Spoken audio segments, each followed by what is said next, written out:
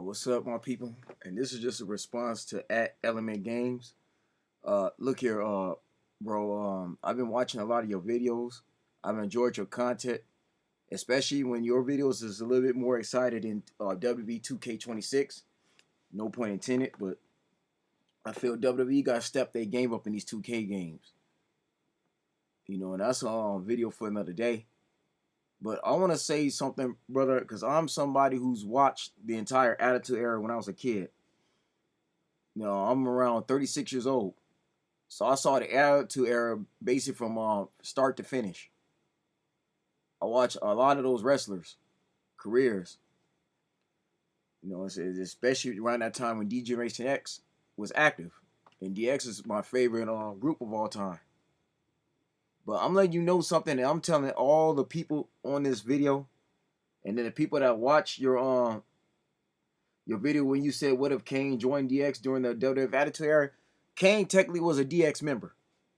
I'm going to tell everybody that off the top. What you see right here is an episode from Monday Night Raw when Kane and X-Pac won the Tag Team Championships, I think for a second time. Now, may I remind you that this was a time when you still had the Ministry of Darkness. I think the corporate ministry, which was led by the Undertaker and the McMahons, that was coming towards the end. Yeah, this was the time you still had the corporate ministry that was reaching its climax, but you still had China and Triple H. This is when China and Triple H had left DX and went to the corporate ministry. Yeah, it was Triple H, China, Shane, Vince McMahon. You had the Undertaker, who was the head of it, but you also had the Acolytes, Midian, and then you also had Paul Bearer, and then you had the Mean Street Posse, which was Shane's crew, along with Vince McMahon's Stooges, which was Briscoe and Patterson and the Big Boss Man. And you also had Viscera. Rest in peace to him. But yeah, that was towards this is towards like mid-summer of 99. Going into 2000. This is right before the fall of 99. And also at this time, Shawn Michaels is completely out the picture. I think Shawn Michaels was a commissioner then. He was no longer active. He wasn't active wrestler because remember he had that back surgery at WrestleMania 14 that took him out for 3 years. We won't see Michaels until when WWF will become WWE. But yeah, this was a time when X-Pac was basically the leader. So I'm just setting the stage right now. So and in this episode, you could watch it for yourself. Watch the episode when Kane says the word "suck it." It was this episode. One of the only few times when Kane was really talking like that.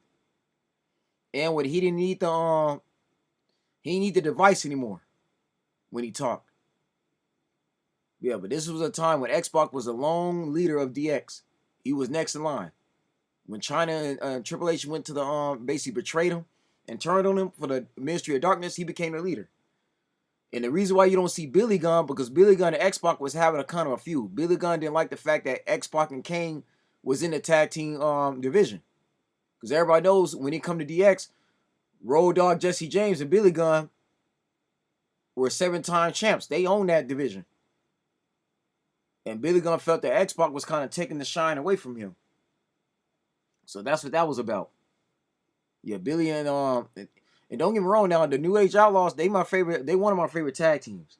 But when Kane and X-Pac were tag team champions, that was the height of X-Pac's career. Like, to me, that was one of my favorite moments for X-Pac. That was like one of his biggest times. Because when X-Pac was paired with Road Dogg, months later, it just wasn't the same effect. But yeah, Billy and Road Dogg, they were running that tag team division. And Billy felt that X-Pac was taking things away from him. He got jealous of that. Billy did not respect the leadership of X-Pac. So Billy kind of went solo for a little bit. So DX was just those three. Now, out of everybody in the group, off camera, Brian Armstrong and Sean Whitman are close. They super close.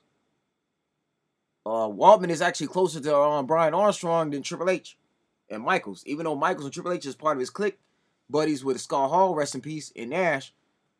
During that time, Waldman and Road Dogg were like roommates on the road. They were super close. But X-Pac was a part of that crew. So D-generationX was actually those three. So yeah, Kane was a DX member. Anybody that was X-Pac's partner was a D-generationX member. DX had not officially split up. Yes, Triple H, Chyna, and Billy Gunn split, but these two remain. Road Dogg and X-Pac remain, and Kane was just a fill-in. Now, this is where I need to explain this. Element Games, what you should have did in your scenario video is if Kane would have stayed in D-generationX when Triple H and Chyna came back, because DX basically got back together. Well, Triple H and Chyna rejoined the group when Triple H was ready to take over the company. Like, this is a time. Now, remember, I think Undertaker had was tag team partner with the Big Show. The corporate ministry was ending. The corporate ministry storyline was over. The Undertaker lost. I believe he lost to Austin on The Rock for the WWE title. So Austin and The Rock won that war. So Triple H was plotting and planning how he was going to become WWE champion. And remember, for Triple H to be WWE champion, he needed the top guys out the way. Austin was out the way. This is what led to Survivor Series of '99 of him getting ran over. Triple H wanted the power. So when Triple H came back, and him and Chyna rejoined X-Pac and Road Dogg, Kane was pretty much the odd man out. Because they also had Billy. The main reason why you didn't see Kane in DX and what led to X-Pac a turn on Kane with Tori, because Tori was Kane's on-screen girlfriend around that time, even leading up to that. X-Pac got with Tori to break him up his relationship with Kane, because the writers and McMahon did not want DX getting turned into the NWO. If Kane would have remained in this group, it would have been basically another NWO. And DX would sure enough be broken. Would nobody be beating him at all. One thing I will say about Vince McMahon, he kept his stables within a certain number. Even the Ministry of Darkness was the closest thing you had to the New World Order. At this time, this was during the Monday Night Wars. DX and NWO was still beefing. Eric Bischoff had a beef with Vince McMahon for ratings. So y'all gotta understand that. If Kane would have remained in DX, they would have been out, like Triple H would have been overpowered. They would have been getting like every belt. It'll be WWE versus DX. Vince didn't want that. So he wanted to keep DX around the original 5 members. Which was the New Age Outlaws, Billy Gunn and Road Dogg, X-Pac, Triple H and Chyna. Now, Triple H and Chyna, we all know they were basically engaged. Now, Stephanie got in the way of that, and Triple H already wanted that power anyways. That's what led to, I believe, Triple H marrying Stephanie is because he wanted to run the company. And there have been other wrestlers such as Ivory that did shoot interviews confirming it. But at this time, the picture you see before you, yeah, DX was just those 3. It was X-Pac, Kane, and Road Dogg. But what you should have did, Element Games, was do a video if Kane would have remained in D-generationX. Because if Kane would have remained in DX, especially when Triple H took back leadership, he would have been like the hitman. He would have been the new insurance policy. Triple H would have used Kane like he did not Robert Roode, but Rick Rude. Yeah, Ravaging Rick Rude. Back in the day when DX first got started. And if y'all remember, when DX first got started, it was 4 members. Michaels, Hunter, Chyna, and Rick Rude. He would have been the enforcer. Kane would have been that hitman. They would have been used to be taking out certain wrestlers. He would have been taking out, he would have made The Rock miserable. Big Show, all these wrestlers, Kane would have just been taken out. And it would have kept Triple H champion for, sure enough, for damn near 2 years. Like I said, Triple H would be unstoppable. Especially if when Stephanie got involved. And people forget the Authority was around then. When Triple H got with Stephanie and then he had an on-screen marriage, they had an off-screen marriage too, officially. But remember, Triple H took Stephanie away from Test in the on-screen storyline.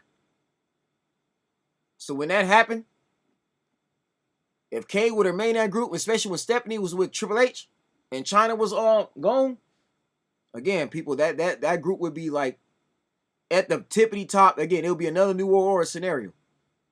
Triple H would be the Hulk Hogan of that timeline. He was already big, especially when he had the McMahon Hamsley faction. But Kane in there, oh yeah, it would be another Ministry of Darkness. They already went through that, so that's why Kane got kicked out by X-Pac. Why X-Pac turned on him, because Kane would have made the group too OP, too broken. And the NWO honestly is what ruined WCW, because there was not enough wrestlers such as Chris Benoit at the time, Chris Jericho. You had the Giant that couldn't get no more opportunities. Diamond Dallas Page. A lot of wrestlers in WCW, even Sid Vicious, those wrestlers got screwed over because WCW kept being at the top. They kept having the World Heavyweight Championship at their waist. Hulk Hogan kept being champion. So yeah, man, like that. This is just my response. Again, brother, you got great content, but I gotta let everybody know that Kane was a member for a little while. It was brief, and this was during X-Pac's run as a tag team champion the first 2 times. Kane would have, I think, when Kane was gone and split up, X-Pac would have one more title run with Road Dogg, but that didn't last long because I think they lost to the Dudley Boys in a tables match in 2000. But that was towards the end of DX, officially. Yeah, DX would not officially split until towards fall of 2000. After the McMahon Hamley faction ended, and I think The Rock beat Triple H in a rematch. But yeah, people, like around this time, it was a time to be alive, man. This is my childhood. I had all these toys. I had the video game. I had we had Warzone, WWF Attitude, and we had both SmackDown 1 and 2. This is a time when video games were much more simpler. The issue I have with 2K before I end this video, they make it way too complicated. And this is not the basketball. That's already bad as it is.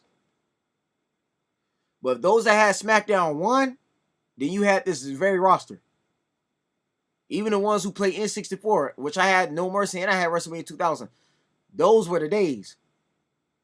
My generation, we had the funnest childhood with these video games. But the games I had featured these wrestlers. So you could use X-Pac and Kane and pair them up and get the tag team championships. Yeah, but around this time, I believe the Undertaker, yeah, the Ministry of Darkness was already coming to a close because the Undertaker had an unholy alliance with the Big Show Paul White. That's how Paul White started getting noticed. And Triple H would soon make his way back to DX. But when Triple H made his way back to DX, they didn't see Kane a part of it. Kane just didn't fit in. And again, they didn't want to make this group too OP. But yeah, that's it, people. That's all I want to know. But again, great video. Y'all can watch it for yourself. I don't want to play it because I don't want to get a copyright strike. Because WWE is very iffy on their people recording their stuff. But this is just to let everybody know that yeah, Kane was a DX member. And this is why if you go on YouTube on here and you type in DX tier list, you will find Kane on at least 3 or 4 videos with him featured on here. I'm gonna just be honest. If not, he's an honorable mention. Yes, he didn't have the green that people wanted him to wear. But this was also a time when X-Pac was wearing red, as you can see. Because X-Pac was still into his Wolfpack. Before X-Pac left WCW, he was still rocking his Wolfpack colors. And if Sean Waltman never left WCW, he would have been on the Wolfpack a lot longer with Kevin Nash and K-Dog and Lex Luger and Sting. But he left right when they got going. But that's all that was. That's a nod to his NWO buddies, the Wolfpack, the red and the red, black, and white. That's what that's about.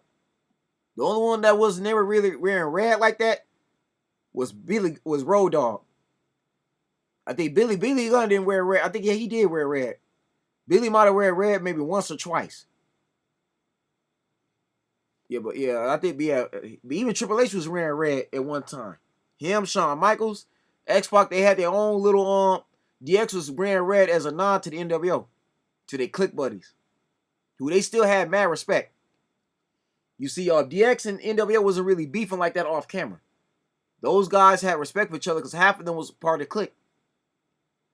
Now, had Hall and Nash never left for WCW, instead of DX, you would have had the clique. These guys, including like Road Dogg, Billy Gunn, would have been part of the clique. with Nash, Hall, and Triple H and X-Pac. There would be no Kane in it. China, maybe. But Rick ruling on them, no. So that's it, people. I don't make this video too long, but I need to let everybody know, yes, this guy here was a DX member.